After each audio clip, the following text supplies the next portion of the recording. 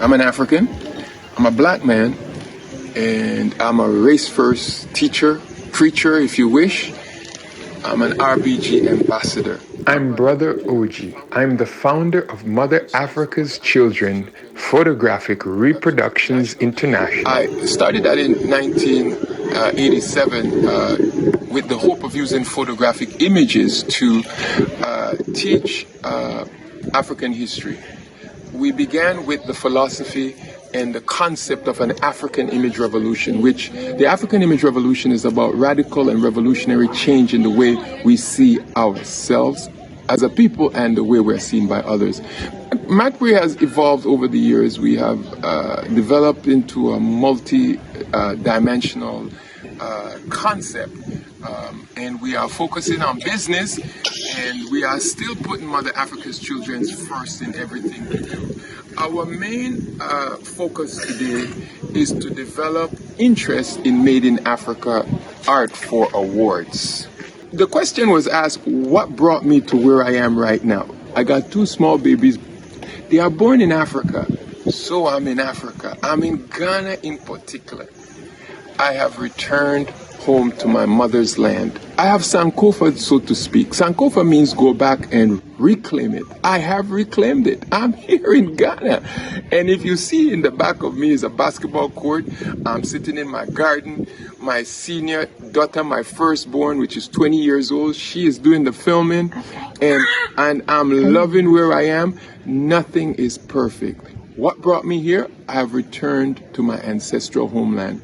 Marcus Garvey says, go back to Africa. And I'm a Garveyite, and I have accepted the call to come home to Africa to develop from where I sprang from.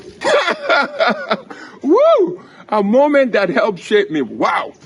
There are a few. But the most significant one I can remember is in the 12th grade being interviewed by Maclean's magazine. I was interviewed with a female companion, and the subject was about Martin Luther King Jr. And the interviewer asked, do you think Martin Luther King is significant for us to know here in Canada? After all, we are Canadians, and he's American. What do you know about Martin Luther King? I said Martin Luther King was a civil rights leader. And he was a Christian, and he led the civil rights movement, and he was a powerful man. That's basically all I knew. So when the article came out in Maclean's magazine, I wasn't in my comment wasn't even mentioned in the interview. So I said to myself, why?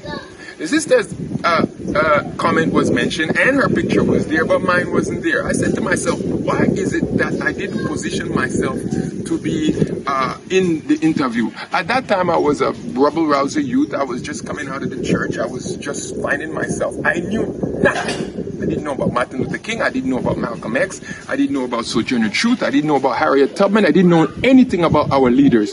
So that embarrassed me so much that I said, no one will ever ask me a question about Martin Luther King ever again, and I will not be able to answer.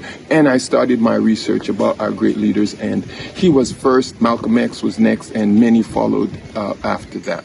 I did like the Sony Walkman.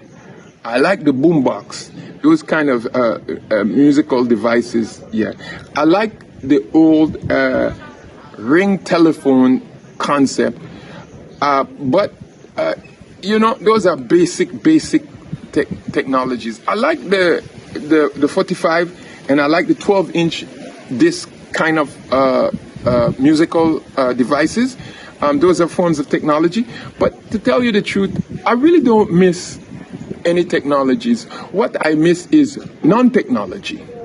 The more technologically advanced we get, not that I'm saying I don't use technology. A lot of people use this TikTok thing and all of that, it's not a past thing. I'm not a TikTok person because it's too TikToking in my head. But to perfectly answer the question, if I was to be fair, I really don't miss any technologies from the past. What I miss is us being able to communicate and be real with ourselves without technology.